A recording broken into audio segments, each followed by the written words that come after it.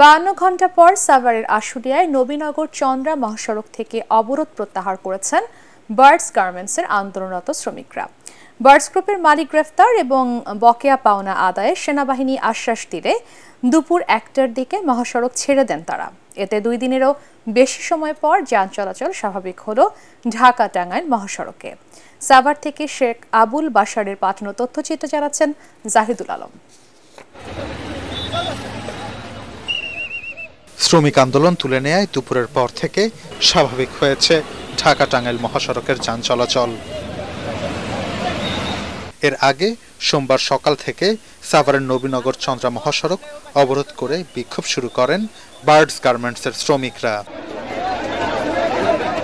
3 মাসের বেতন এগুলো কিছু দেয় না দিয়ে বন্ধ করে দিচ্ছে। অনেক বছর চাকরি করে আমরা বেসিক পাবো, আমাদের অনেক টাকা পয়সা পাওনা দাওনা আছে, সবগুলো আমরা পাবো, আমাদের কিছু না দিয়ে খাতের বন্ধ করে দিচ্ছে। প্রত্যেকটা লোকের এরকম কষ্ট, কিন্তু এই সরকার দিয়ে কোনো পদক্ষেপ নাই, আমাদের কোনো সুরা হইতেছে না। পুলিশ জানায় এরই মধ্যে আটক করা হয়েছে বার্ডস গ্রুপের মালিক, তার ছেলে এবং বোনকে। কিভাবে শ্রমিকদের পাওনা বুঝিয়ে দেয়া হবে সে ব্যাপারে মীমাংসা করে তাদের ছেড়ে দেয়া হবে বলে ধারণা করা হচ্ছে। মূলত বার্ডস গ্রুপের মালিক পক্ষের কয়েকজন আটক এবং পাওনা আদায়ে সেনাবাহিনীর সহযোগিতার আশ্বাস পেয়ে সড়ক ছেড়ে দেন শ্রমিকরা।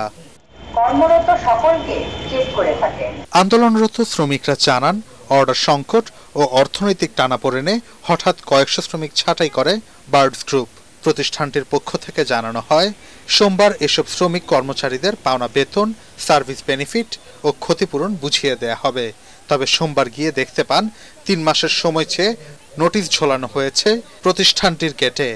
এরপরই সড়কে অবস্থান নেন কাজ হারিয়ে বিপাকে পড়া এসব শ্রমিক। Bureau report, ATN Bangla.